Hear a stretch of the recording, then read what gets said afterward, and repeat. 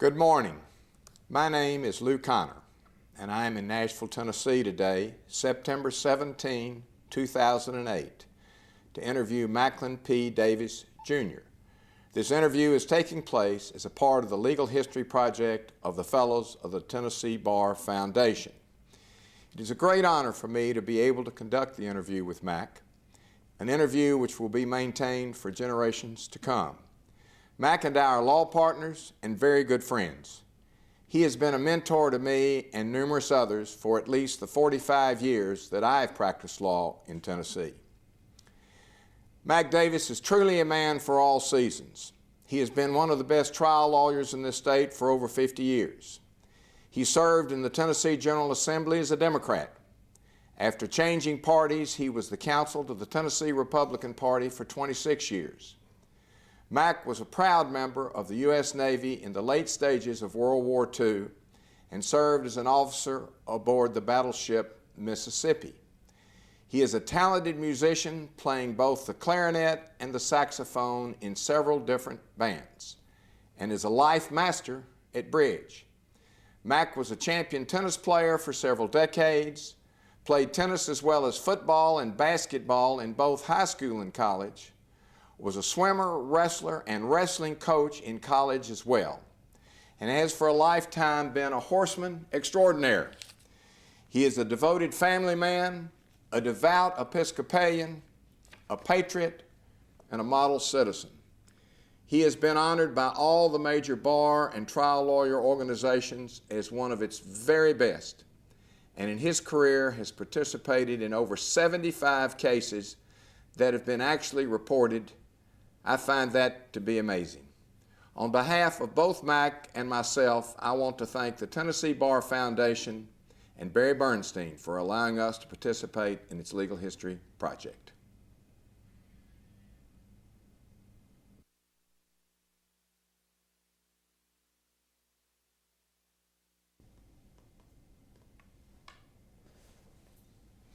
How are you today, Mac? Doing fine. How are you, Lou? I'm just fine. Are you Good. ready to dig a little deeper? All right. Let's start. Tell me about your early years and your at least a generation or two of ancestors. How you got here? Well, my great-grandfather, I'll start with him, was Maclin H. Davis of Tullahoma, Tennessee. And after the War of Northern Aggression... That's the Great War of Northern Aggression. Right. He went into the whiskey distilling business in Tullahoma and formed a company called Old Cascade Distillery Company, and he invented a formula for making Tennessee sour mash whiskey, which they called Old Cascade, and it was a very popular whiskey for many years, and they had a distributing company in Nashville that distributed, named George Dickel Company. Well, my great-grandfather died around 1910, and they sold Old Cascade Distillery Company, including the formula. And in 1964, the people who had bought the formula for making Old Cascade whiskey started making a whiskey called George Dickel whiskey, which we have today, which is the best Tennessee sour mash whiskey, of course. And of course, there would be some argument by those people who think the Lynchburg lemonade, which was made right down the road, still is made right down the road, Jack Daniels would be better, but you don't agree with that. No, that's the second best whiskey. I see. Anybody else of that two generations up worthy to chat with us about? Well, my great-grandfather had 6 children, and the oldest one was my grandfather, Norman H. Davis, who was from Tullahoma, and then he moved to Cuba after my father was born, and my Uncle Norman W. Davis Norman P. Davis, and they moved to Cuba, where he had 6 more children, and he lived in Cuba till he was 35 years old, and then he was in the banking and real estate business there, and then he moved back to this country and offered his services to the United States government, and he was a under Secretary of State when Woodrow Wilson was president, and he was assistant in World War I. Yeah, Assistant Secretary of the Treasury, and then he was an ambassador at large under President Roosevelt, and represented the United States in the London Naval Conference and a lot of other things. Then he became chairman of the American Red Cross, and he was chairman of that for several years until he died on July 1, 1944, my first day in the Navy. Oh my. And then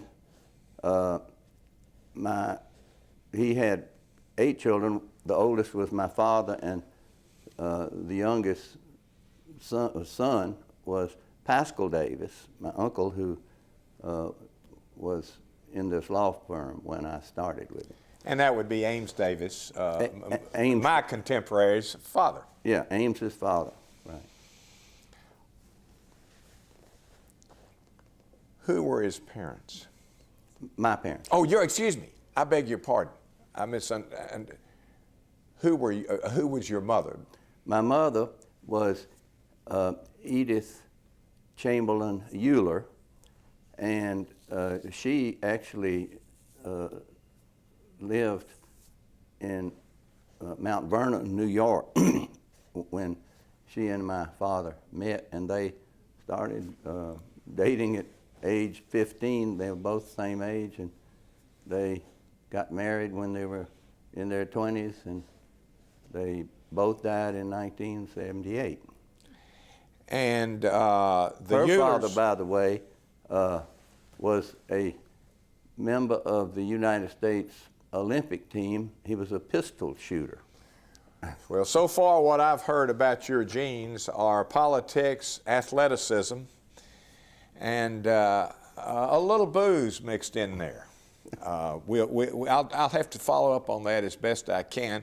Now, the Euler family really was from Massachusetts. Am I correct about that? They had a summer home in Massachusetts where my grandfather had too, and that's where their home was at Interlaken, and my other grandfather had a home.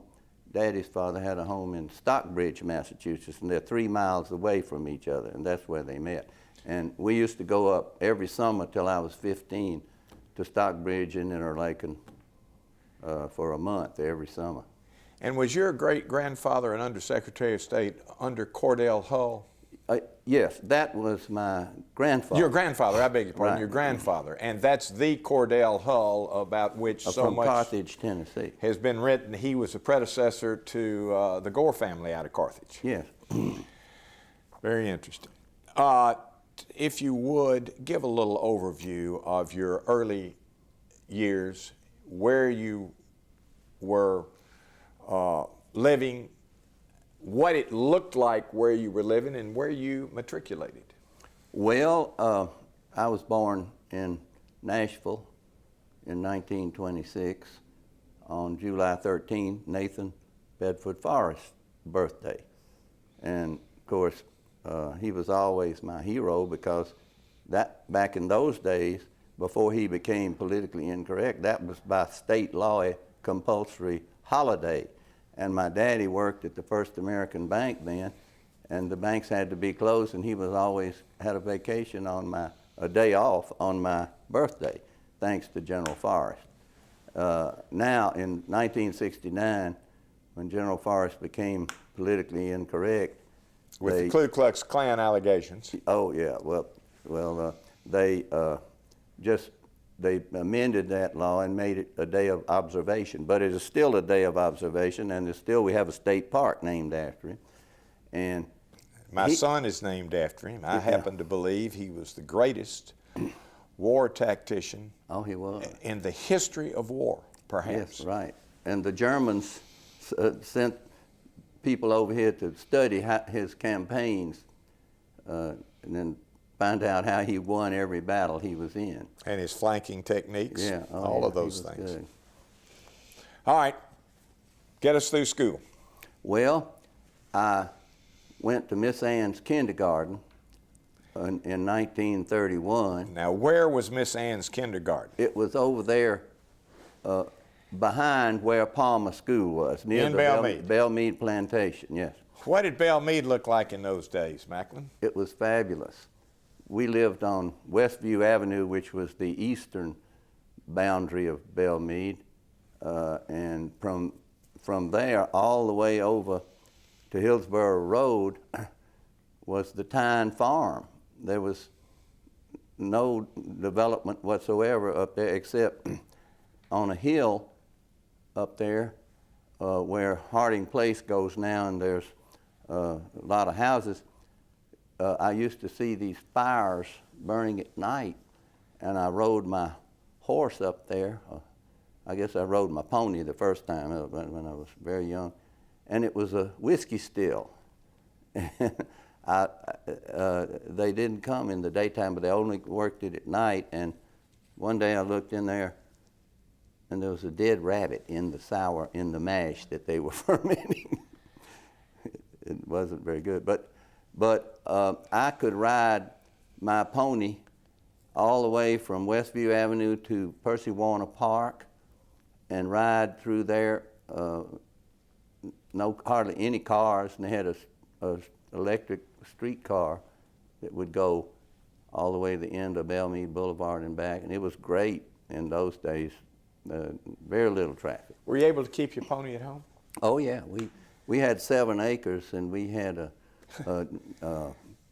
my father had a big horse named Joe, and Daddy was on the Nashville polo team, and they didn't have horse trailers then, so he had to ride his horse all the way over to the fairgrounds for polo practice. Did the Westview home really not have anybody very close within that 7-acre complex? Right next door, just to the north, was another place with about the same amount of property that we had, 6 or 7 acres, I think they had it. They also had horses, and that was Mr. William Smith, who worked at the Commerce Union Bank, and his son Hoppy was one of my best boyhood friends. Imagine what that property would be worth today if you could find 7 acres I remember, with 1 house, or 14 with 2 houses in Belle Meade. Oh man, it'd be something. I was remember when I was about 10, 12 years old, something like that, the Royal Oaks Land Company was selling land across the street from us on Westview Avenue, hundreds of acres, for $25 an acre. Oh my heavens. I wish I'd have borrowed some money and bought some. And do you live in Belle Meade today still, Matt? No, I have lived there most of my life, but now I live on Davidson Road, because my first wife died in 1999, and at that time our house was on Chickering Road, which is just a couple of blocks from Belle Meade. And also very close to your childhood home. Oh yeah, yeah. And your home on Davidson Road, even though in Hillwood and not in Belle Meade, it's not very far from your childhood home. No, it's not far. Let's get to high school. Okay. Well, of course, after Miss Ann's kindergarten, I did go to Palmer School for 5 years. I wouldn't want to slight Palmer. And that was really a good school, and we learned a lot of things. And that was a public school then, as it is today. Yeah, well, it's closed. They closed the school. When did they close Palmer School? Oh, about 20 years ago. Really? Boy, how bad am I? It was well, actually, it was more than that, because when my daughter came up, my 2 sons went there, but when my daughter came up to go to school, Palmer was closed. She went to Ensworth instead, and it was a great school. I went there 5 years, and then I went to MBA for 6 years, and When you graduated, how old were you? 16. Yes, sir. In 1943, and at MBA, well, I started playing tennis when I was 8. I was in Palmer at the time. How long did you continue to play competitive tennis at a state, and citywide and regional level, Maclin? I did till about 8 years ago, I guess. So I had a hip replacement in 1992, and I got well in 4 months, and I was playing tennis and riding horses in 4 months after it, and I played in a few tournaments after that for about 3 or 4 years, but I kept playing till a year ago. I would play with a bunch of old guys, but I got so slow that in the last 6, 8 months that it's embarrassing. I don't believe that. You just finally ran out of time for any more tennis. But you literally were competing in tournament tennis to your mid-70s. Oh, yeah, yeah. But that was CB in the 70 and older. I understand. I understand. Like Bob Dudley Smith, who's dominating the 70 and older now, as I understand. Tell me about your other sports at NBA. Well, I played football. That's Montgomery Bell Academy, excuse me. I played football from the 7th grade all the way through the senior, 6 years, and started out in the microbe team in the 7th and 8th grade. I was a blocking back and a quarterback. And then I was an end after that. And then I went and also played on the tennis team all 4 years in high school. And I played basketball. And basketball was my least. I liked football. I thought football was really about the most fun, but tennis was great. And I didn't like basketball quite as much. And you graduated in 1943, right in the middle of World War II, correct? Right. Give an overview of what you did educationally and militarily speaking as a result of those incredible times. Well, my father and all his brothers had gone to Harvard, and I had kind of been sentenced to go there for several years. But when the war came along, and I was getting out of MBA 13 months before I became draft age at 18, he thought, well, if you're going to get drafted, you've got to go in the service in a little over a year. It would be better to go in as a general than a private. So he sent me to VMI. And that would be the Virginia Military Institute, where you wore the gray uniform and the long gray line. Right. And the Virginia institution. It was in Lexington, Virginia. Yes. And it was where General George Marshall went to school, and my grandfather knew him, and he was the one that recommended VMI for my father to send me. And wasn't VMI the school that actually had its students participate briefly in the Great War of Northern Aggression? Yes. About 1864? Right. What I really liked about BMI, see, I was always a ardent Confederate, and you can never get that from yours and my discussion of the Civil War, I don't suppose. Right. But up at BMI,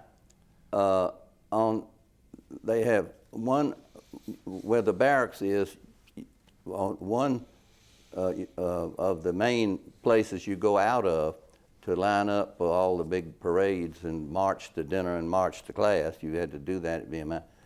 They're called the Jackson Arch. And they had a statue of Stonewall Jackson outside that. And you had to salute him every time you came out. And he was a history professor at VMI at the time of the war broke out. Yes. And the #1 holiday at VMI still is New Market Day, May 15th.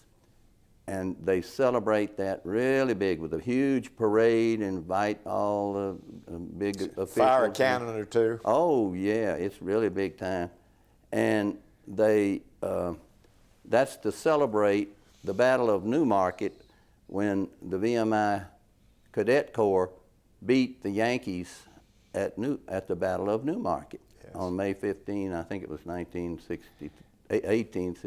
And you really enjoyed your time at VMI, did you not? Oh, well, being a rat is something that nobody would understand I mean, it's hard to describe it to anybody. But if you survive that, you get the feeling anything else that's going to happen to you later in life is duck soup. When you were hitting VMI, where were your friends from your MBA days going? To other colleges in some instances, or to the war? Yeah, a lot of, like my classmate at MBA, Cliff Harrison, was older than anybody in the class, and he got drafted, I think, in April of our senior year. Would that be my new next door neighbor at Abbotsford, who was the trust head of the trust department at Third National? Right, that's him. Small world. And my good friend Edgar Derryberry was in the same class with me in the same school from Miss Ann's kindergarten through Palmer, 5 years at Palmer, a year and a half, and 6 years at MBA and a year and a half at VMI, and he was, we were roommates at VMI. And then from VMI, VMI didn't have a tennis team, but I was on the football and basketball teams. In college, at VMI? Yeah. Unbelievable. Now, why was your VMI time only 18 months, Maclin? Well, it was only 12 months. I beg your pardon? This was during the war when all the colleges had 3 semesters a year. They went 12 months a year, and a semester would be 4 months. I see. Semesters used to be 4.5 months, and you got the summer off. But anyway, I went through a year and a half, and then finished the 3rd semester in June, and then I joined I tried to get in the Navy V5 program, which was the Naval Air Corps, but I didn't pass the physical because I had a perforated eardrum. I'd had lots of ear trouble when I was a kid. And but shortly after the V5 man came to VMI to interview people, the Navy V12 people came, and that was regular line officer training. And I signed up for that, and I got it. And I applied to go to Swanee first, because that was closest to Nashville. And Swanee had a naval ROTC they had program. They had the V12 program. V12, but what we would know in modern times as the equivalent of the naval ROTC right. or the Army ROTC. Right, and then I tried Tulane second, who had one, because Emmett Paré was the tennis coach there, and he had been the pro at the Belle Meade Club who had taught me to play tennis. And I just put down North Carolina because it was the closest one besides those 2. that had V12, and I got North Carolina, which was very good. I went over there, and it was like going from a concentration camp at VMI to a country club. But it was a real good school. And how long were you in Chapel Hill at the University of North Carolina? Same time, 12 months, 3 semesters. And I had, so by the time, let's see, by 1945,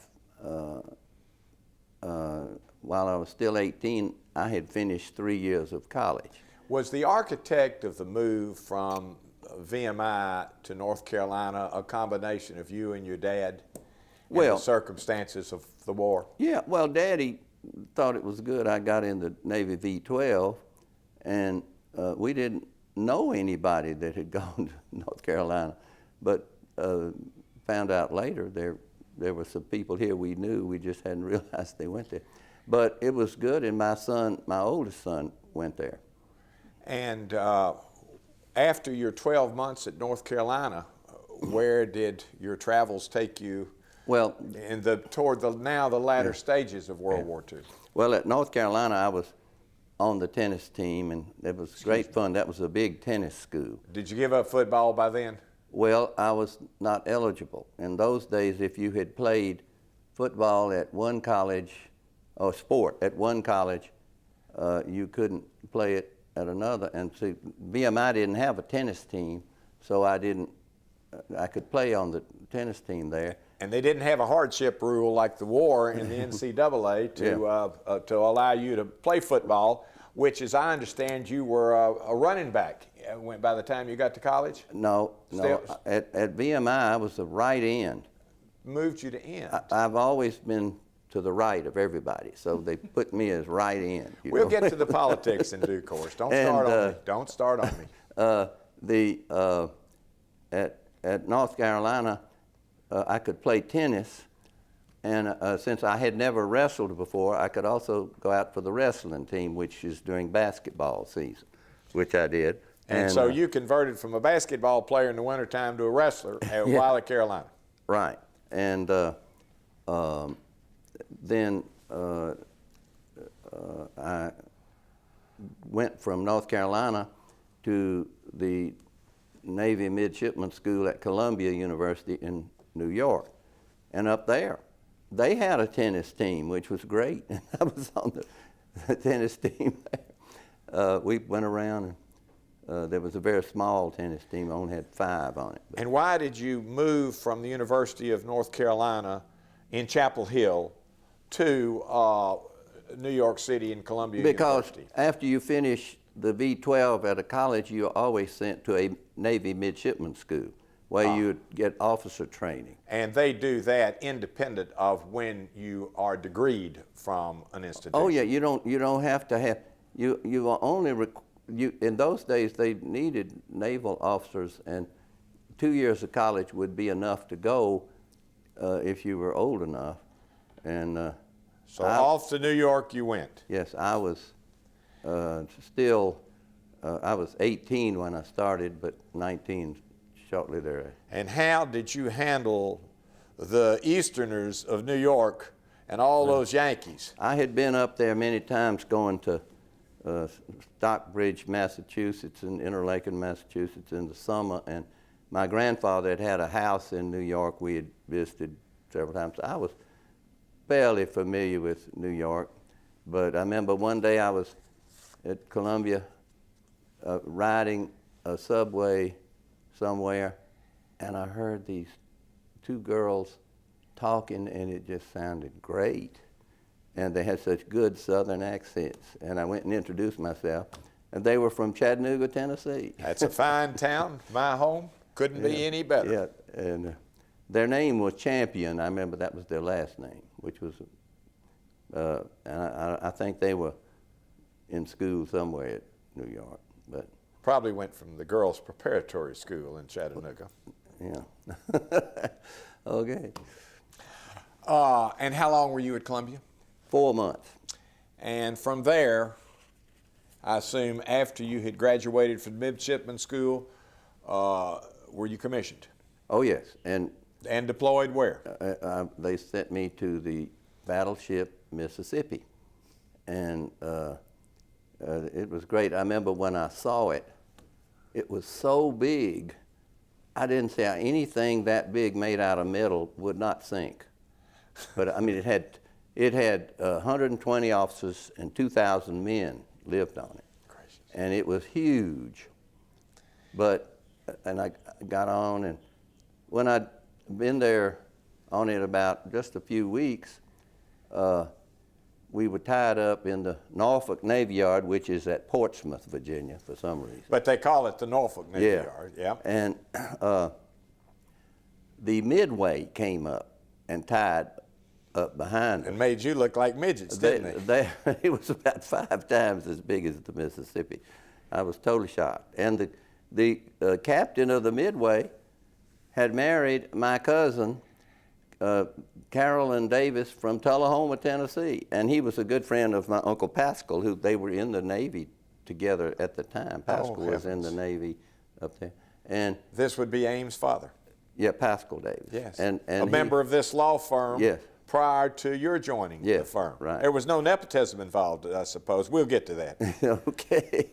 And he came over to see me. Pascal had told him I was on the Mississippi, and it really impressed everybody to have the captain of the Midway come over and ask to see Ensign Davis. Gracious. And the war had ended by the time... Yes, the war ended. Well, I always said I claimed credit for winning it because... They scared. They heard you were coming after them. I claimed that the Germans surrendered when they found out I was going to midshipman school, and the Japs weren't quite that sharp. They didn't surrender till they found out I was just about to get out of midshipman school. And get on that battleship and chase them down. Right, because I was on Times Square on VJ Day. I saw all that stuff going on. Was it a very memorable occasion? Oh yeah, it was great. Everybody seemed to be happy that we won. How long after you were assigned to the Mississippi was it before you were able to get out of the service and get back to the business of getting a degree? Well, you got out of the Navy according to the point system, which had a lot of factors: your age, your marital status. I wasn't married or anything, and how long you'd been in. And in July, on the points I had, and the way the table was going, and they predicted every 6 months or so they predict when you'd get out. I was supposed to get out about December. And in July, they changed the point system and told me I was going to get out in August. And so school was starting. So I wanted to go back to VMI to do 1 year of college at VMI, and they offered me a football scholarship. The coach was Pooley Hubert. Because he'd seen your action. Oh, yeah, but anyway, but VMI wouldn't accept my credits from North Carolina, and I had to go 2.5 years to get out of VMI. So I then tried to get back in North Carolina, and they didn't have any place for me to live. They would have taken me, but they said, you can come in January. And then I wanted to, at that time I decided I wanted to be a lawyer and probably would go to Vanderbilt Law School. And so I checked undergraduate school at Vanderbilt, and they would take my credits from everywhere, and I could graduate in 1 year undergraduate, but I had to change my major. So I changed my major, which had been civil engineering at VMI, and political science and mathematics at North Carolina. I changed it to history at Vanderbilt and had to take a whole lot of history courses. But back in those days, Vanderbilt taught unrevised history. And how long did it take you to get your degree from Vanderbilt? Well, the following June, started in September. 1 year. Yeah, well, 9 months. I guess. And if you accumulated all of your time in those wonderful institutions, VMI, North Carolina, Columbia, and Vandy, it was slightly over 3 years of total education. Oh, yeah, yeah.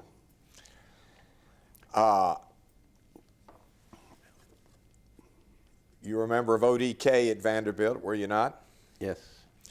What about, that's Omicron, Delta, Kappa? Yes. That would be an honorary leadership fraternity Yeah. of note. Yeah. And did you have any more athletic endeavors during this year? Well, yes. At Vanderbilt, when I was there, I was helping Coach Jim Tuck, Nashville lawyer. That would be Jim Tuck, who was at one time National Life and Accident Insurance Company and married to Ann Tuck, perhaps? Yes. Mm-hmm. And he's a lawyer here in Nashville. Yes. He's even older than I am. And I think he's still alive, is he not? Yes. He was coaching the Vanderbilt wrestling team, and I was assisting him coach. And But you weren't participating as a no, wrestler? I wasn't eligible because I had wrestled at North Carolina. And they said had the same rule setting out of years of transfer? And I was a transfer. But all of a sudden, on a Wednesday, I remember, which was before our first wrestling match on a Saturday, the SEC changed its rule, and if you had been in the service when you did another sport, it didn't count against you at all. It was just as if you'd never done it. So I was eligible for wrestling and tennis at Vanderbilt. And Jim Tuck said, "You're going to wrestle the 175-pound class that I meet this Saturday against Georgia Tech." And I weighed 188 that Wednesday. Oh, heavens. And I lost 13 pounds in 3 days. And then had to wrestle the national 181-pound AAU wrestling champion. This guy from Georgia Tech was their 175-pound guy who had just won that about a month before. Gracious. And I got ahead of him 2 points. I was ahead 2-0 after the first minute, but he ended up lucking out on me. Well, they should have called a match after the first minute. Yeah, but they took, of the wrestling team, they took some action, something like 2 or 3 action pictures, and one of them was me with this guy just about to pin me. Oh, my. They put it in the Vanderbilt Commodore yearbook. Did you play tennis at Vanderbilt? Oh, yeah, I played tennis 2 years, and one of those being in law school, in law I take school. it? Oh, yeah. And when I was in law school, Johnny Hyden was the tennis coach at Vanderbilt, and we were going to, this was my first year in law school, about April, I think it was, and we had a trip to Texas where we were going to be gone about 10 days and play matches against 4 colleges down there. And he told me I had to go ask the dean of the law school for permission to go. And so Dean Kaufman was the head of the law school then, the dean of the law school at Vanderbilt. And I went in Kirkland Tower. Yes, right. And we only had that one building. They didn't have all that fancy law school they got now. But I asked him if I could go on this tennis trip, and he said, "Well, I'm not going to tell you not to go, but I can advise you if it were I wouldn't go." I went anyway. I was hoping nobody would tell him that I had gone. Well, now surely that's the end of your sports on the varsity level at Vanderbilt, right? Well, let's see, I was on the tennis team 2 years, and the wrestling team won. And perhaps one more sport? Well, they had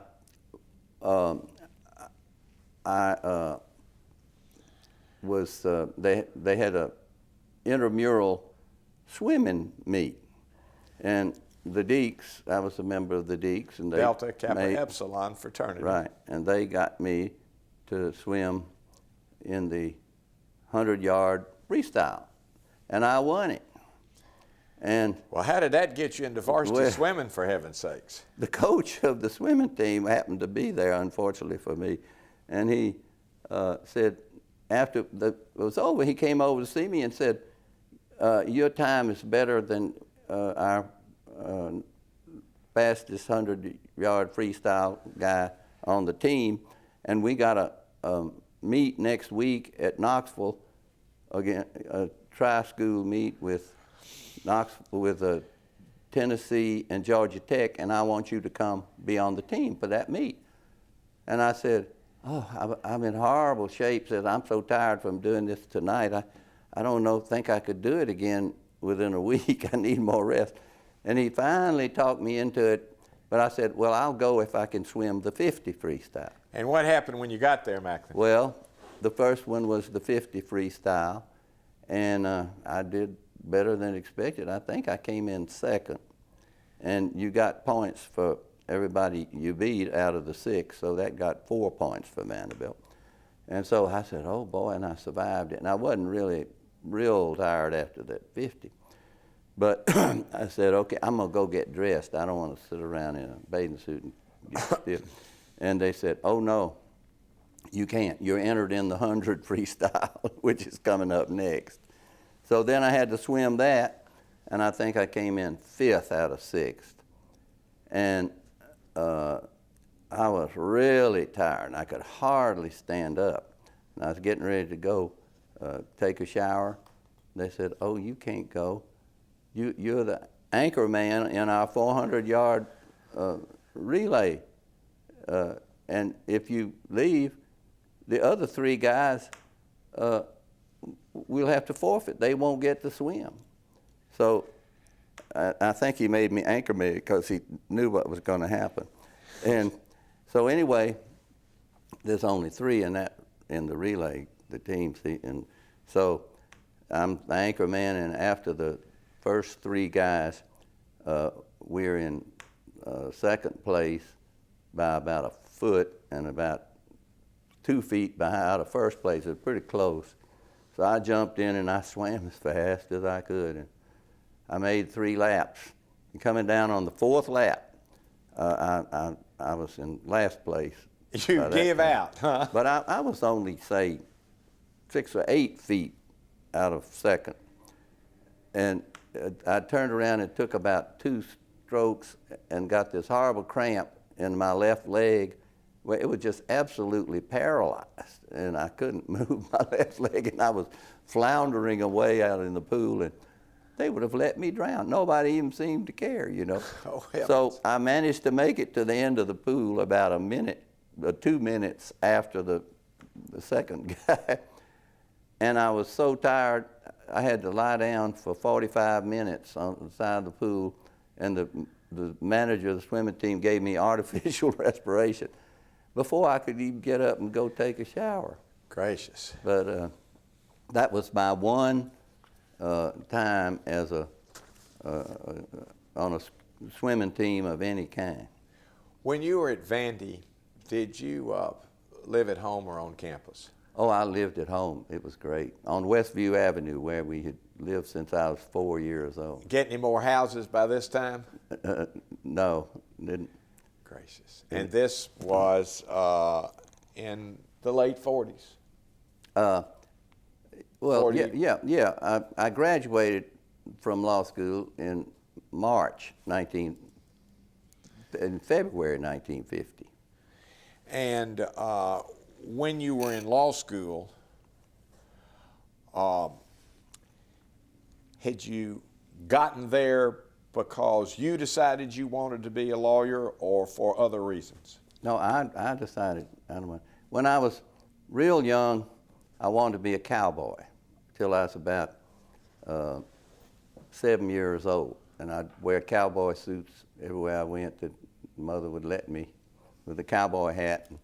Have a little 6-shooter down there. Oh, always strapped on. I had my cap pistol Yep. strapped on, and I had my first pony was named Dixie, and then I got more horses, and I had several. I always had them at home till I went off to school at VMI. And you started riding when? What age, roughly? Well, I had been on a horse when I was 2, I guess, but when my daddy had this horse named Joe that we kept there, and wanted him to have company, so on my older sister Edith's 6th birthday, he gave her a pony. It was Dixie. And she got on Dixie and took about 3 steps, and he bucked her off, and she never rode again the rest of her life. And I inherited him. And that's what started me. I was 4 and a half at the time. And I had horses from then on until I went off to BMI. Do you still ride? Well, yes, I'm the oldest rider in the Hillsborough Hounds, but I've had lots of horses. One time I had 21 horses at one time. But my all-time world's greatest horse, Jody, died a couple of years ago, my fox hunting horse that I used to ride in horse shows too, and he was 30 years old. Gracious. He was great. Tell me quickly what the Hillsborough Hounds is. Well, it's a fox hunting club where we have this land where we hunt down in Giles County, and it's at Cornersville. Right. And we have great places to hunt, and a lot of the people in the hunt have farms down there. And in the wintertime, from November through March, we have a formal fox hunt every Saturday afternoon. And everybody put on the red uniform? well, only the men who have gotten the colors.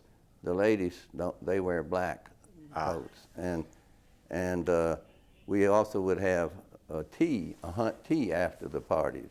After the fox hunting, which is a party, pretty much. And how long has the Hillsborough Hounds been in existence, more or less? Ooh. I remember when I was 12 years old was the first time I ever rode with them, but they called them the Harpeth Hills Hounds then. But the people from that, Mason Hoagland was the master of fox hounds then of that, and they used to start off of Old Hickory Boulevard, just east of Hillsborough Road. But it's been here a long time. Oh, very long. I guess since 1900. Let me take you back to the law. What made you so sure you wanted to be a lawyer, Mac?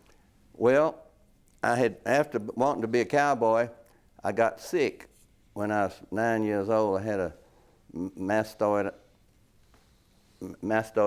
a big operation. In those days, they didn't have antibiotics that would kill ear infections. And I noticed how powerful doctors were. And everybody was dependent on doctors, and a doctor would come out and take care of whatever you needed. They'd come to your house even when you got sick and all this. And I was in the hospital for about a month and noticed the doctors, boy, they're really big time.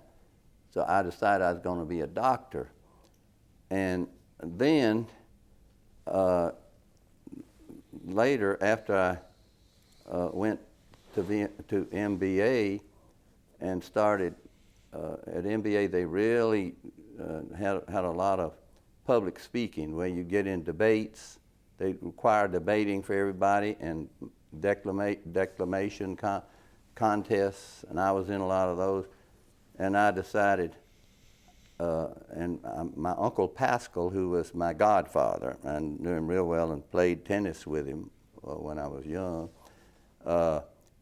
And he was a lawyer, and I also had known William Waller Sr. since I was a baby, because he was a good friend of my mother and father. And I just decided I'd be a lawyer instead of a doctor. And so that's what started me on it, and I never changed after I left the MBA, and here I am. I've been a lawyer for 58 and a half years now. Well, why don't we, at Here I Am, take a little break, and we'll come back and talk about your very first law firm. Okay.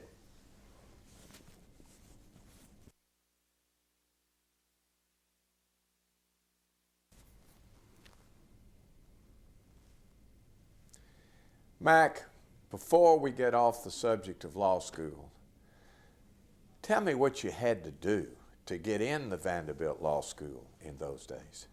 Well, if you had graduated from college, you could apply, and they'd probably take you. What about an LSAT, a law They school hadn't thought of admission those test? things at that time. How did you? How were you able to deal with the economics of law school? Well, it was great because I had the GI Bill, and I got my 1 year of undergraduate at Vanderbilt and 3 years of law school on the GI Bill, during which they paid the tuition and books and gave me $85 a month. So that was a great deal that I had. Other than the difficulty of law school and the athletic endeavors, some of which you chose, others chose you, of law school, was there anything else of significance that you picked up in law school? Oh, yes. And, well, actually, I picked it up in my undergraduate year, too, at Vanderbilt, but I started playing duplicate bridge in 1946 and kept on playing through the 3 years of law school, and been playing ever since. I don't know how you found the time. Do you ever sleep? Have you ever slept much? Well, now that I don't fox hunt much because of my horse being dead, I sleep a whole lot more. I'm trying to make up for it. Amazing. Well, when you graduated from law school, did you pass the bar on the I passed shortly the bar, thereafter? yeah, right after, and they gave you your grades much quicker then than they do now. I mean, I took the bar exam in February, and I think I got the grades 2 or 3 weeks later. It was real soon, though. You know, I still have nightmares about waiting for Oh, the yeah. bar Well, exam it was. results. It was a problem, the uncertainty of it. Tell me about your first job. Well, Hunter Armstead was in my class at law school and had gone to law school in the summertime. Like, you're talking about in law school? Or? No, his first job as a lawyer. Oh, yeah. We both applied for jobs at the law firm this law firm was then named Armstead, Waller, Davis, and Lanston, and that was George Armstead Jr., who I had known since babyhood because he was the daddy of Billy Buck Armstead, who went to Miss Ann's kindergarten and Palmer School with me. And he was the senior partner, and then William Waller Sr., and then my Uncle Pascal Davis and Dick Lanston were the 4 partners. And they, because of nepotism, Hunter, his uncle was George Armstead, and my uncle was Pascal Davis, we got jobs with this law firm. And I think we were the only members of our class who got jobs in Nashville with a law firm where the law firm paid them. The others that went with law firms had to pay a certain amount expense and if they made any money, they got to keep some of it. I never did know what they did. But we started out at the salaries of $200 a month. Whether you needed it all or not. Yeah, right. And the first 3 years I practiced law, that was what I got. They gave us a bonus at the end of the year, but I think my first 10 months I made $2,500. They gave us a $500 bonus at the end of that year, and now nobody is paid that low. That would be a violation of the minimum wage laws. And what are we starting them coming in out of law school? Oh, now law firms are giving them up in the 100,000s to start right out. Different world, isn't it? It's really changed. And in those days, you didn't specialize. You couldn't specialize. If you said you specialized, that was an ethical offense, and you might get disbarred for it. I remember one time Clifford Allen, who was a lawyer here, Congressman, county trustee at one time. Well, no, he was a state senator from Davidson County when I was, and he ran for governor, and he was put up a sign on his office, a tax specialist, and the Bar Association made him take it down. Nowadays, people specialize in narrow specialties. I mean, you can't just be a litigator now. There are lots of lawyers in Nashville and in this firm who do only labor and employment litigation, nothing else, their whole careers, and product liability defense, stuff like that. So it has really changed. Do you remember the first matter on which you were asked to work? Oh, on yeah. what you thought was of substance, I think. Well, I remember the first day I came to the law firm, Mr. Armstead said, "Mac, come down to my office." And I went down there, and he introduced me to this guy who had a whole lot of boxes full of papers. And he said, "This is Farmer Jones. I want you to prepare his tax return for him." And you see, in those days, everybody was presumed to be able to do anything. He says, "Here are his records of the feed and the cattle he sold and all this other stuff. And he'll need this in 2 weeks, so be sure you have it ready in 2 weeks." Well, I had taken a course of federal income tax at law school, but I'd never done that kind of the farmer's tax return is really rough. So anyway, I studied real hard, read all these tax books and everything, went through all those papers and added up all his expenses and deducted them from his income and everything. And at the end of 2 weeks, I told Mr. Armstead it was ready, and she said, "Okay, Farmer Jones is coming in tomorrow." And he came in, and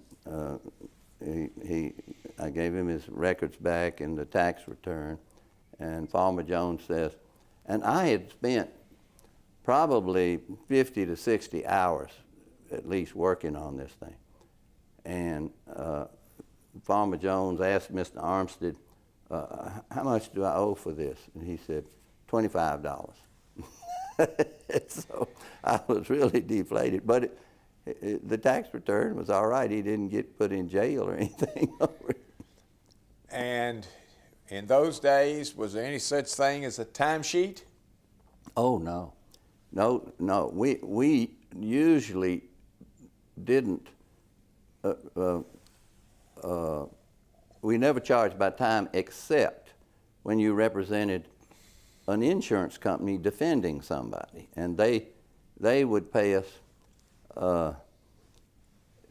they paid me, I think when I did it, $15 an hour. And I remember and they had this rule on the General Sessions Court, if you're defending over there, just a flat fee of $35 a case. and but that was the only time you ever kept time records, and we'd usually just send them a bill at the end of the case, depending on the outcome of the case, and that has, of course, changed. Some guy about, I think in 1970, wrote an article for lawyers about how if you keep your time records, you make a lot more money. And for some reason, the lawyers started time records everywhere, and you had to totally change the billing procedures. It was a lot more fun when you didn't have to keep the time records. And you charge people what you thought was equitable. If you won the case and made a lot of money for them, you charged. And on personal injury cases, it was pretty customary to charge a third of whatever the client got. And plaintiff's lawyers do that still. But in other things, everybody does everything on a time basis now. Did the firm of Armistead, Waller, Davis, and Lanston change names at some point shortly thereafter? Well, George Armistead left in about 2 years and went with Cornelius and Collins, and I forget what they call that firm, but Armistead and Collins, I think, or something at that time. And then then it was called Waller, Davis, and Lanston. And then in 1957, my uncle Pascal Davis, just after he was 50 years old and been practicing law 25 years, he decided he didn't want to be a lawyer anymore. And he quit practicing law and went to seminary and became an Episcopal priest. and he was on the staff at Christ Church after a while. He had a few little churches at first, but ended up with Christ Church. And was the name again changed? And then after he left, they changed the name to Waller, Lanston, and Dortch. And then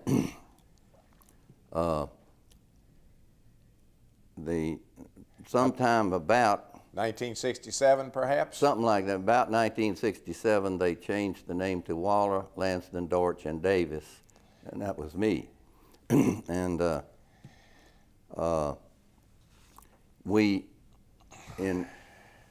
when Hunter Armstead and I went to the law firm, they had 6 lawyers. The partners, George Armstead, William Waller, Pascal Davis, Dick Lanston, and they had Lawrence Dortch and Tommy Osborne as associates. And Hunter and I made the law firm have 8. And then later that summer, about 6 months later, Bill Waller Jr. came, and that made us have 9.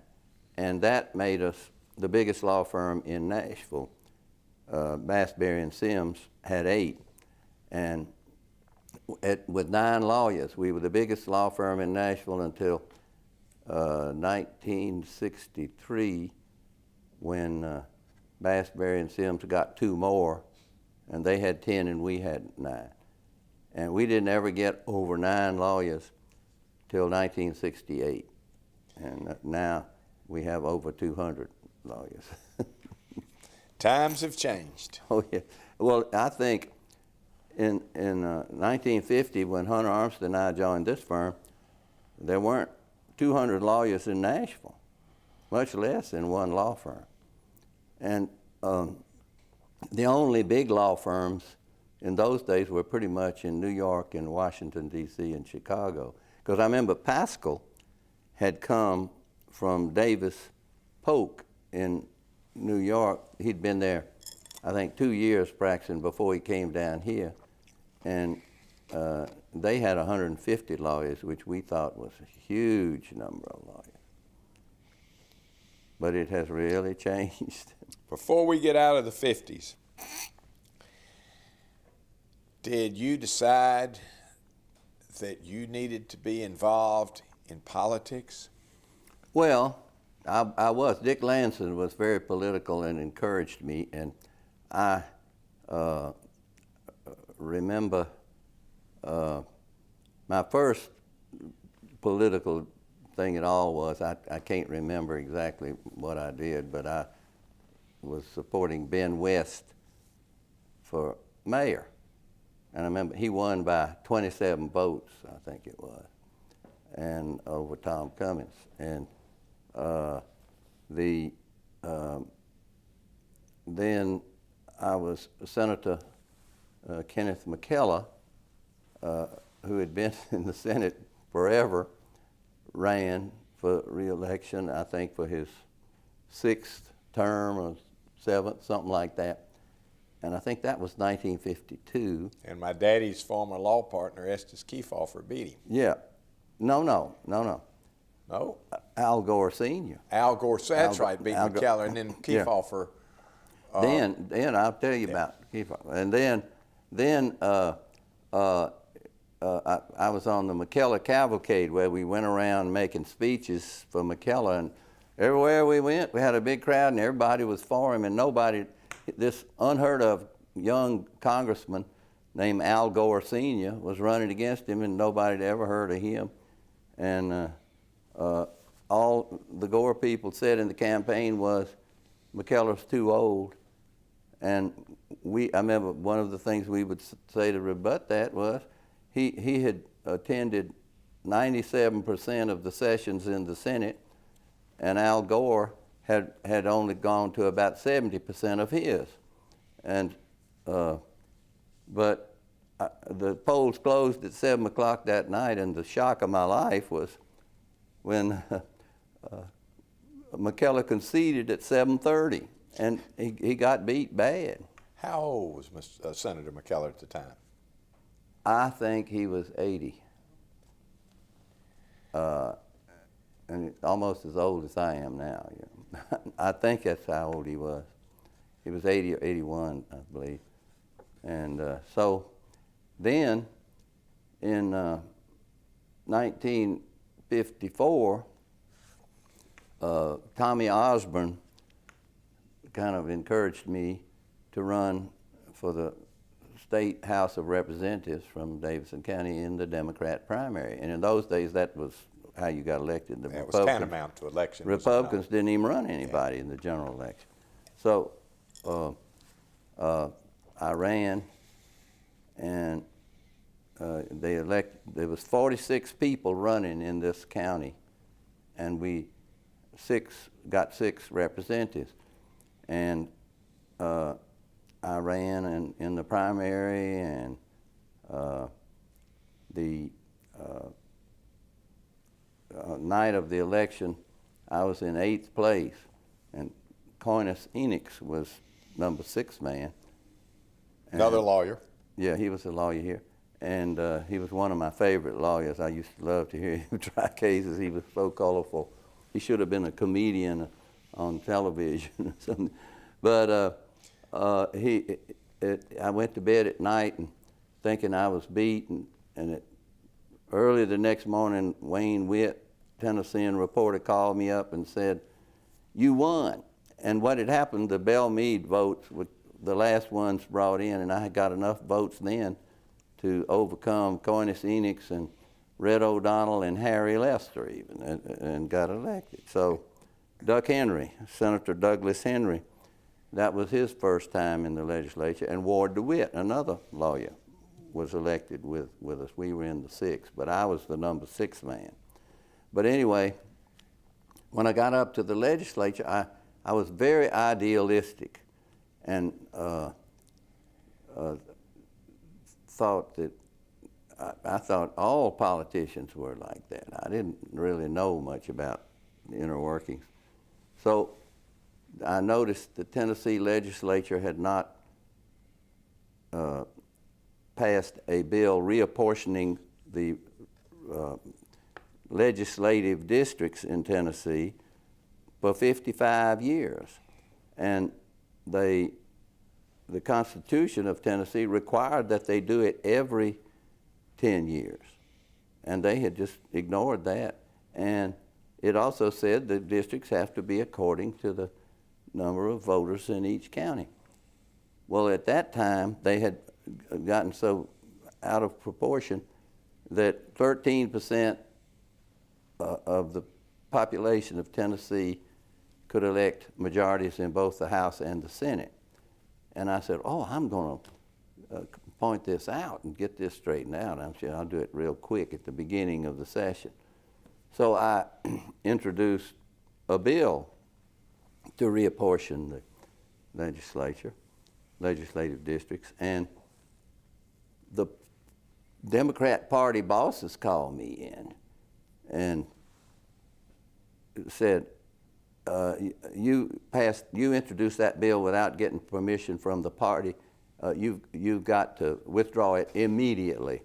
If you don't, we will have it rejected on second reading, and you will never get a bill passed in this session, and your county will really suffer because of that. And I said, oh, well, the Constitution requires this to be done. We don't have any choice. And since I took an oath to support the Constitution, so did you, so did everybody up here. And they said, oh, the people elect us to represent them and do what is best for them because they know much better than we, the people, know what's good for us. And the people don't want us restricted by any technicalities like a constitution. That's what they told me. And that was the whole party line. Well, if I had this figured out, if every county who profited by the reapportionment, in other words, was going to get more seats, voted for my bill, and every representative from a county who wasn't affected one way or the other voted for it, I would get 62 votes, and 50 is all you need. And anyway, I said, well, I'm not going to withdraw the bill. And so a day or two later, they moved to reject it on second reading. And Davidson County had 6 representatives under the Constitution, were entitled to 9. Shelby County had 8, and under the Constitution would have been entitled to 12, 4 more. Shelby County would have profited more than anybody. Well, when they came up for the vote,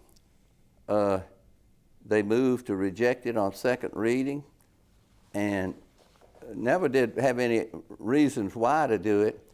And of course, the reason they had not reapportioned was not to keep Republicans from getting seats away from Democrats. It was to keep non-incumbent Democrats from beating the incumbent Democrats.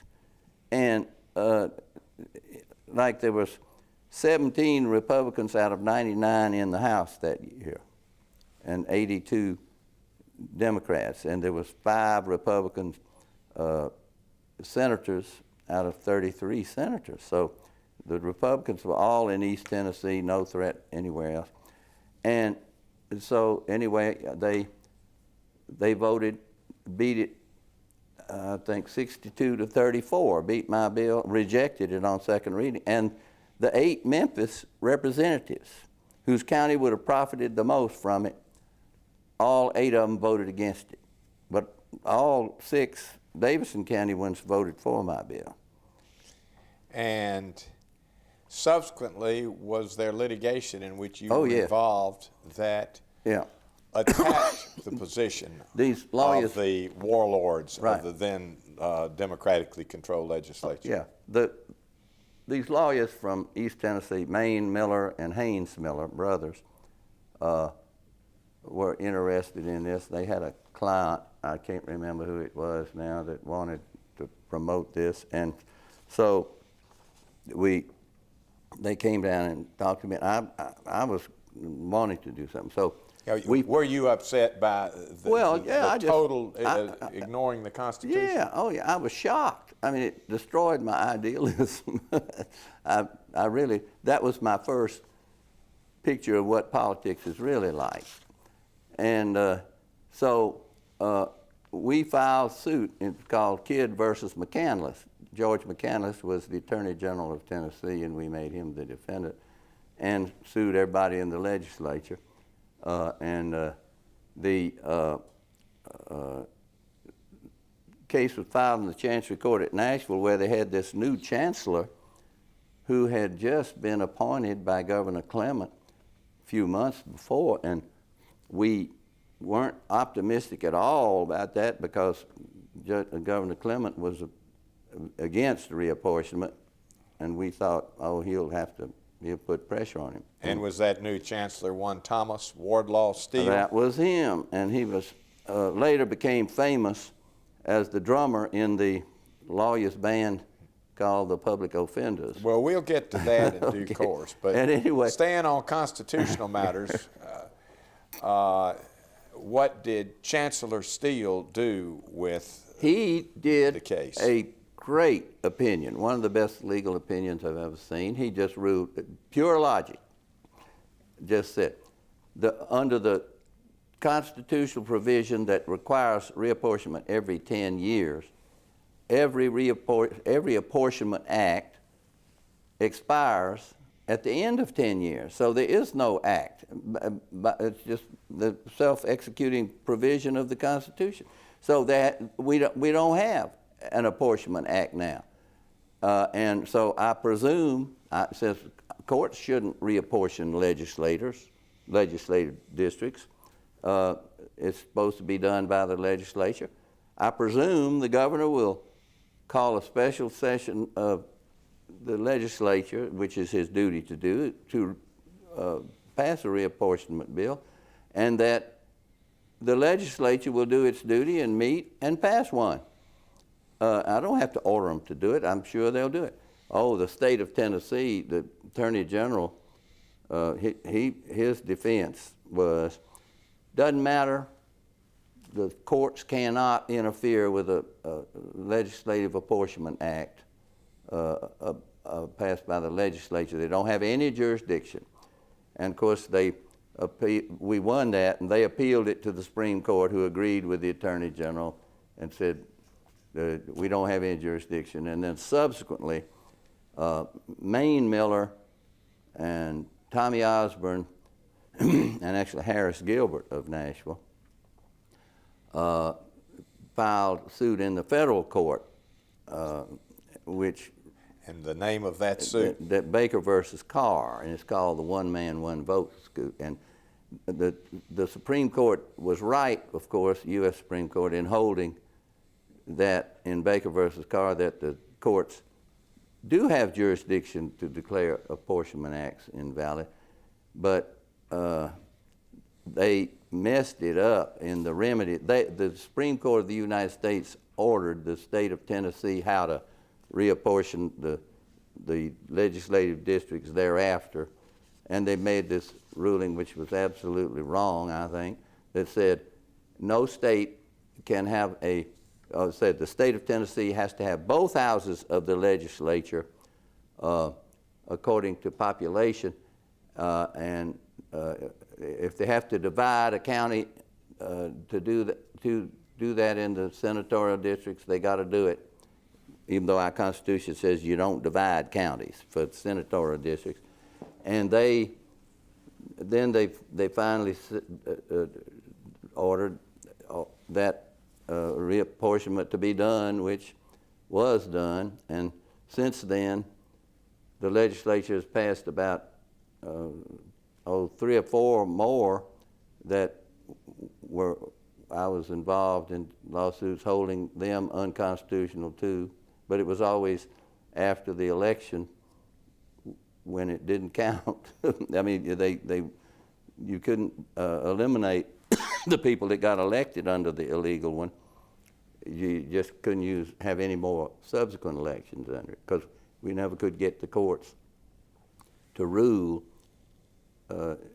in time for the election, under the most notorious was the one in 1992. And you've had an ongoing relationship with this litigation, reapportionment litigation, Yeah. since the mid-50s. Yes. Was it, from your perspective, then and now, somewhat of a crusade? I didn't consider it a crusade. See, in 1976, 77, I got appointed lawyer for the Tennessee Republican Party, and most of my cases on the reapportionment were, I got them in that capacity. And most of those cases, I suppose, were after the Republican Party had made this a two-party state, unlike Yeah, right. It was the after 50s. 1970 when Winfield Dunn got elected governor, things changed. Before we leave your time in the legislature, did you file a couple of other bills while you were there in that one term? Yes. Would you just tell me Well, what those two bills were? Well, I guess I was way ahead of my time, but I introduced a bill to authorize the creation of mixing bar boards in wet counties. It was the county option to do it if they wanted to, and they would regulate mixing bars where they sold liquor by the drink under supervision, and on every drink there was to be a 10-cent tax to go to the school the education funds. And it got beat, and I think the bootleggers and preachers beat that one. And it probably got beat because I was the sponsor of it. The Democrats were mad at me. And another one, I sponsored a bill to legalize parimutuel betting on horse races in Tennessee, which used to be, back in Andrew Jackson's day, the main industry of Tennessee was betting on horse races. But they'd abolished it because they had so many duels, people shooting each other over the horse races and those. And that's why Kentucky became the bluegrass state, because we quit allowing betting on horse races. Well, now you have sales of unregulated mixing bars now, and sale of liquor by the drink without any mixing bar board. And we have the state of Tennessee running a lottery, the much worse gambling operation than betting on horse races.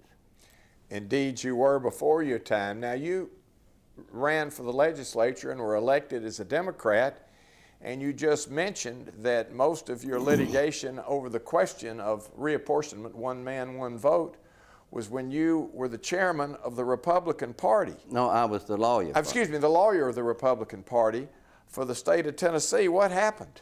Well, in 1992, I remember it very well, that the Democrats were worried about losing control of the House.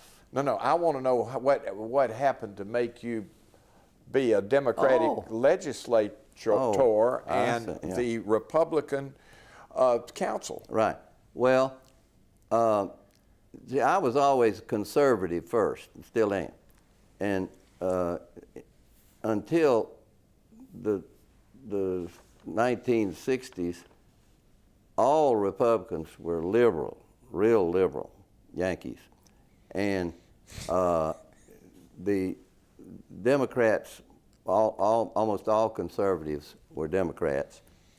And in 1956, I went to the Democrat National Convention, and that's the first time the Democrats did anything liberal. They nominated Adlai Stevenson for president and Estes Kefauver for vice president. And that's when Kefauver really started being really liberal then, and they became liberal. So I was still a Democrat and voted in all the local elections, but I remember the first person I voted for president for was Strom Thurmond, who was a Democrat. Dixiecrat. Yeah, but he was a Democrat too. That was just a branch of the Democratic Party. And then in 1964, the Republicans did the first thing they ever did that was conservative.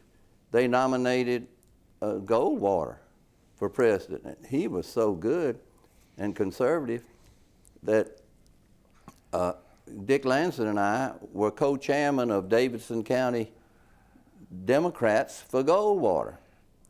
And of course, Goldwater got beat worse than anybody's ever got beat. He got beat by Lyndon B. Johnson. Landslide. And then I did not become a Republican until after Winfield Dunn got elected. Well, I guess when he ran, because I did vote in the Republican primary for him. That would have been circa 1970, as I recall. 1970. Yeah.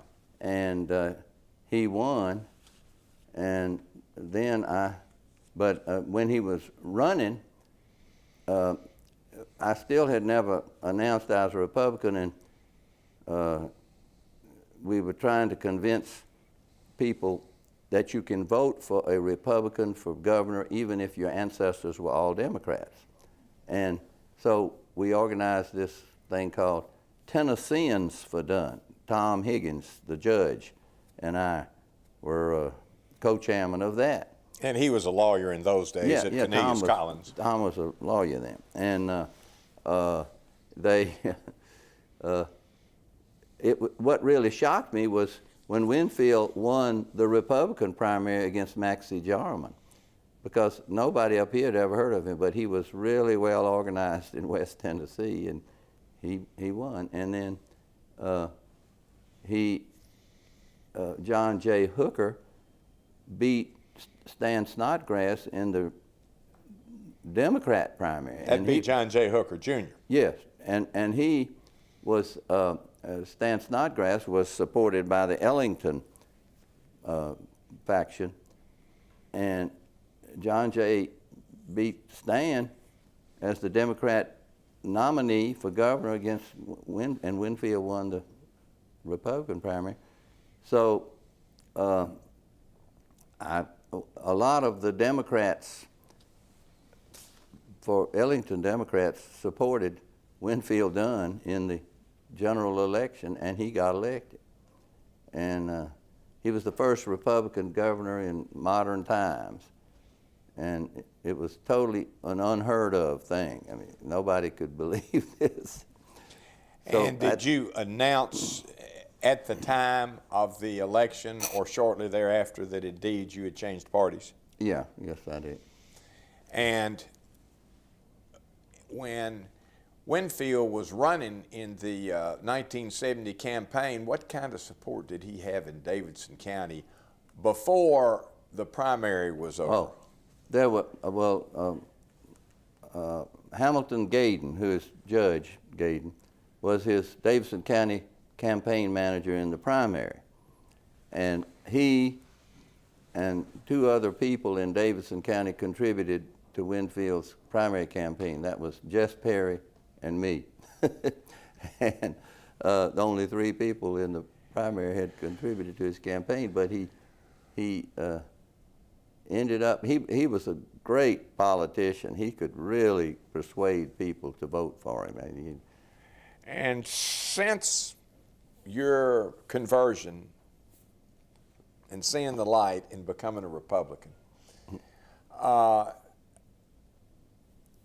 you been intimately involved in the affairs of the Republican Party of Tennessee? Well, in 1977, Dorch Oldham was chairman of the party and asked me to be the lawyer, and I was succeeding Bob Eccles, the federal judge. But then my law partner at Durbin and Ewing. Your law partner. And I remember Bob told me he'd only done it for a year, and he says, the Democrats pay their lawyer, you tell them to pay you. And so anyway, I said, okay, I'll do it. And then at the first meeting of the state party, after I got appointed their lawyer, Fred Bryant was the treasurer, and he said, the party owes a $70,000 note to First American Bank, and we got to get some 3 people to endorse this note personally. And he said, Mac, will you do it? And he talked me into endorsing their note. And that was the first thing I had to do. And now they got lots of money. I mean, but What about the pay? oh, they never paid anything. How many years? 26. But one case, the taxpayers, well, the Democrats had to pay a fee. It was, I forget the name of this case, but it was one under the Voting Rights Act, which we won. It went all the way to the Supreme Court, and John Ryder and Bob Taylor of Memphis and I were the lawyers for the plaintiffs. I think it was Langston versus Millsaps or something like that. But anyway, we won it, and the state of Tennessee was ordered to pay the plaintiff's lawyer's fees. So that was the only fee I ever got out of any case I was in. And Langston versus Millsaps was one of the 75 or so reported cases in which you participated. Yeah. Yes, and my favorite case, I always love to sue the government, and my favorite case probably was Jack Coal Company versus McFarland. I think it was 1960, something like that. Tell me about that case. The state of Tennessee had passed an income tax that they put only on out-of-state truck companies to tax them where they had irregular routes, where they didn't have any specified routes in Tennessee, and they had irregular routes and no place of business in Tennessee, and just came through Tennessee. And they passed this tax to tax all the income they earned for the transporting things in Tennessee. And these Birmingham lawyers got me to represent Jack Coal Company of Birmingham in filing suit to try to hold this tax unconstitutional. Well, I thought I'm going to claim it's a tax on interstate commerce. Under the federal Constitution is therefore void, but I also said clearly the Tennessee Constitution doesn't allow a tax on any class of income except income from stocks and bonds. And so I did it on those 2 grounds, and I won on the state ground. And because the Constitution of Tennessee just says it's all powers inherent in the people, and then it gives the state taxing power, and among the taxing powers given to the state, which are the only taxing powers it has, is the right to tax income from stocks and bonds that are not taxed ad valorem. And just pure logic, that's the only class of income they can tax. And I said that. And the court agreed with me, even the Supreme Court. And that's the Supreme Court of Tennessee. Yeah. And that's a landmark case in the state of Tennessee on the power of taxation of income, is it not, sir? Yes, but for some reason, the politicians today pay no attention to those cases. There's another one in the 30s that held the same way, and then in 1964 there's another case. But last year the Democrats tried to pass a state income tax, and they just pay no attention to it being held unconstitutional 3 times by unanimous opinions of the state Supreme Court. Well, maybe they'll give you another chance to sue the government, which, by the way, why is it that that's one of your favorite things to do in the practice of law, sue the government? Well, I guess because of my first experience, my only experience in the legislature. When I found out how they really operate, I guess because I think, you know, when I ran for the legislature, the lawyers in the firm thought, oh, that'll be good. You'll be a great lobbyer for us. When your term's over, you get to know everybody up there and you can help. We represented SO Standard Oil Company, and we can lobby for things for them. That'll be good. But of course, for that reapportionment bill I introduced, that ended my lobbying career. Before it was ever started? Oh, yes. Other cases that come to mind that were kind of special to you? Give me a couple others. Well, a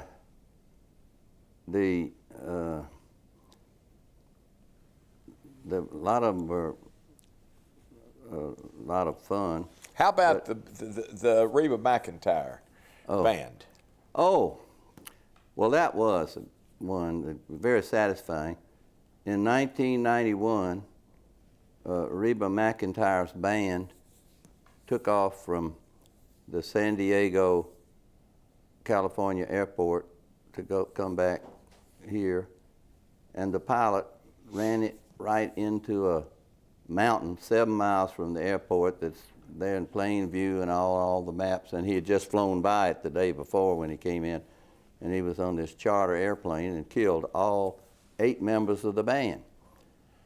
They settled the cases of 7 of the band members, and including one that I represented, the widow of a guitar player who made half as much money as the band leader, but they didn't.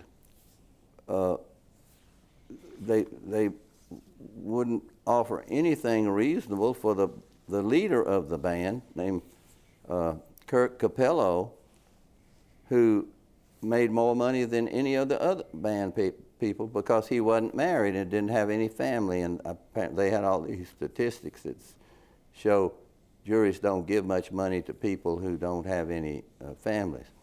So we filed suit. I represented Kirk Capello's parents, and filed suit against the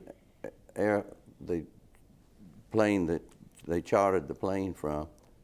And in the federal court here, the judge let the case go to the jury on comparative fault, even though they hadn't pled comparative fault as a defense, and let their expert testify as to the value of the life of Kirk Capello and what his loss of earnings was, even though their expert started out with the wrong amount of money that he made.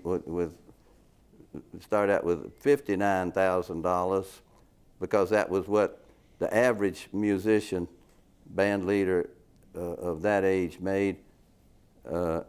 When he made, it was undisputed that Kirk Capello was making $100,000. And Reba McEntire and Barbara Mandrell both testified that he was extremely talented, the most talented band leader they'd ever seen, things like that. And so the jury found the total damages were exactly what the defendant's expert said, and that they held that the air controller was 45% negligent. So Kirk, for Kirk's life, we would have recovered only 55% of about $741,318. That's what it was. So we appealed, had 33 assignments of error on the appeal. It got up to the Court of Appeals for the Sixth Circuit, And fortunately, the Judge Gil Merritt was the judge that wrote the opinion, and he was an expert pilot. He knew all about pilot negligence and things like that. And anyway, he ruled in our favor, reversed the judgment, ordered the case remanded for trial with a directed verdict for the plaintiff, no comparative fault, and he ruled that the $749,000 was not supported by any competent evidence, and therefore the jury will determine the amount. And then we ended up settling it for some, twice what we'd have got under the first thing. When did you become primarily a trial lawyer, Maclin? When did you get away from being a generalist, as we discussed Well, earlier? I was always primarily a trial lawyer. Like when I started practicing law, they didn't have public defenders, and the young lawyers were appointed on criminal cases to represent indigent defendants. And I had known Judge Elmer Davies of the federal court all my life because his son Elmer was a contemporary of mine and went to Miss Ann's kindergarten in Palmer with me. And I guess that's Lee Davies' uncle. Yeah, and no, it was Lee Davies' grandfather. Lee Davies' Yeah, grandfather. Elmer is Lee Davies' daddy, and Elmer was the one that was my contemporary. His daddy was the federal judge, and so Tommy Osmond took me over there to introduce me to the federal court, and Judge Davies says, "Oh, Mr. Davis, I'm so glad you're here. I'm going to appoint you on 3 cases. We have arraignments today." So he did. My first day in the federal court, I tried, 2 of them pled guilty, but I tried the 3rd one. And then he kept appointing me a lot, and then Judge Charles Gilbert appointed me on a whole lot of criminal cases over here. So I tried 5 or 6 jury trials as the lead counsel my first year of practicing law. Did you try some murder cases? Yes, yes. Ever lose one? No, I won every murder case. And what is it that you've liked about litigation over the course of all these years? Well, I figured since I didn't have any talent, that was the best way I could make a living, you know. And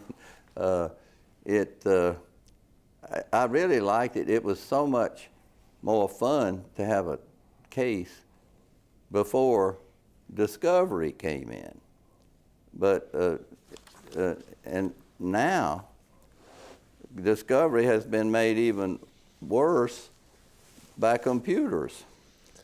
Back in the days when I started and where you spent 20 years, it was trial by ambush, wasn't it? Oh, yeah. It was much more fun. The other side didn't know what your witnesses were going to say till they got up and said it in court, and you likewise didn't know what they were going to say till they said it. And who usually won those cases? Oh, it's hard to say who usually won, but... The best lawyers, didn't they? Well, usually. Yeah. Usually, but even some of them would have the very bad clients. I always felt like would love to, they think up tricky stuff to cause you their lawyer's trouble. I mean, without realizing it.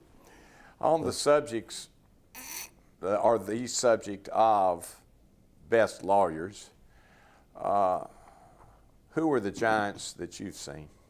Well, that come to mind. The first one I was really well connected with was George Armstead, who was really a good trial lawyer, and I'd tried a whole lot of right-of-way condemnation cases with him. And he had this great ability to talk. If we'd had a jury of view that was in the country, he could talk like a country guy, or if we had a bunch of city people, he could talk like a city slicker. He was really good at that. And Tommy Osborne was really a top trial lawyer. And then John Hooker Sr. and Jack Norman Sr. were really, it was a show to see them have a case against each other. Did you by chance witness any of the trial of the United States of America versus Tommy Osborne, in which Mr. Hooker was the prosecutor and Mr. Norman was his lawyer in the defense? Yes, some of it, but I got involved in that later after the first appeal, conviction and appeal. I represented Tommy Osborne on his second appeal after we had absolute proof that the government knowingly used perjured testimony in the criminal trial. Would that have been that of Robert Vick or another Robert witness? Vick, yes, and they got Vick to testify he wasn't paid or promised anything for his testimony. He was just doing it because it was his duty. And we proved that they gave him an envelope with $3,000 cash and put him on the police payroll. Chief Kemp was my star witness. Put him on the police. He got orders to put him on the police payroll, although he never did any work for the police, and didn't come off the civil service list like you're required to do. And the district judge, when I argued the motion to set aside the verdict and grant a new trial before the district judge, he denied it and said it was frivolous and he wouldn't allow us to have Tommy out on bond pending the appeal. And who was that? Judge Boyd from Memphis. And he was the one that had tried the case. Yes. And then on appeal, the Court of Appeals 3-judge panel voted 2-1 in my favor that he was entitled to a new trial. And then the government asked for a rehearing en banc before all 8 judges of the Sixth Circuit. And at that time, even after the court had ruled in my favor, I applied for bond for Tommy. Nobody granted it. And then the 8 judges met. They voted 4-4 to affirm the 3-judge panel. And then they split 4-4 on whether that reinstated the trial judge's conviction or the 3-judge panel's ruling in our favor. And so by that time, and I had applied while that was going on to all the judges on the Court of Appeals and every judge of the U.S. Supreme Court. I applied for him to be let out on bail, citing all these cases where people, they just granted bail to communists and everything else. They denied every one of those petitions without opinion. And by the time the Court of Appeals got finished with all this stuff, Tommy had already served his sentence and was let out. So then they held, well, it's moot. But anyway. I guess that was probably the most celebrated, certainly the most notorious of the cases that occurred in your almost 60 years, 50 plus years of practicing law. Well, it got a lot of publicity. Massive. But let's go back to something more mundane. How did you ever become at least the best divorce lawyer that Lou Conner ever saw? Well, back when I was a very young lawyer, Mr. Waller, William Waller Sr., had a friend who had a cook who wanted a divorce. And she told him about it, and he said, oh, Mac Davis will do it for you. So I represented her in this divorce. It was uncontested. And then she had 4 or 5 cousins and brothers and sisters that wanted divorces, and I represented all of them, this cook had. And so that was my first one. I never did like them where they were in children involved. I didn't like that because sometimes it was too much pressure. You would always make up your mind who is best for the children, and it was really bad for the judge not to agree with you on that. But I don't know. We in this law firm we had a lot of big time corporate clients, and the CEOs and officers of these clients that dealt with us all the time would say, I got a daughter or a brother that needs a divorce, and they would always say, Mac Davis will do it. And that's how I got started and it was very lucrative. Back in the old days, you got, it was automatic. The wife would get 10% of a fee equal to 10% that the husband had to pay. 10% of whatever she was awarded herself, the husband has to pay an additional 10% for her lawyer's fee. And in 1977, that got changed by this Alabama case where they held the divorce laws that only allow the husbands to be required to pay attorney's fees of wives, and that didn't allow husbands to collect alimony from wives. That was unconstitutional, discriminated on account of sex. So after that, they passed new laws where husbands can get alimony and attorney's fees. So that kind of got it all mixed up again. And without getting into it, you were involved in the case that went to the Supreme Court where the court ultimately held that if a wife got enough money out of the award or the settlement to pay her own fees, then husband didn't have to pay the fees, or it could have been the other way around, the wife husband, if it was the wife who was the income producer. Right. Well, this was a case that went all the way from the circuit court in Franklin to the Supreme Court.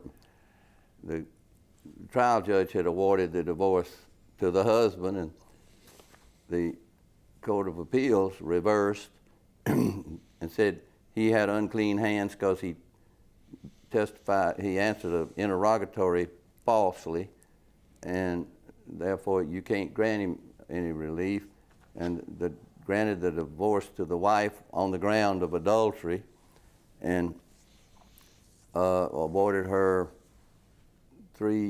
lots of money. $3.5 million. And the Supreme Court adjusted that, did it not? And well, it awarded her $3.5 million and her attorney's fees and alimony for 5 years. And the Supreme Court granted the appeal and said they affirmed the award of the $3.5 million, but they said any wife that gets $3.5 million has to pay her own attorney's fees and is not entitled to any alimony. So anyway, she got an extra $1.5 million on the appeal, but didn't get the attorney's fees or the alimony. She did all right. Why don't we take another little break here and then hopefully be able to come back and finish up. Okay. Thanks. Okay.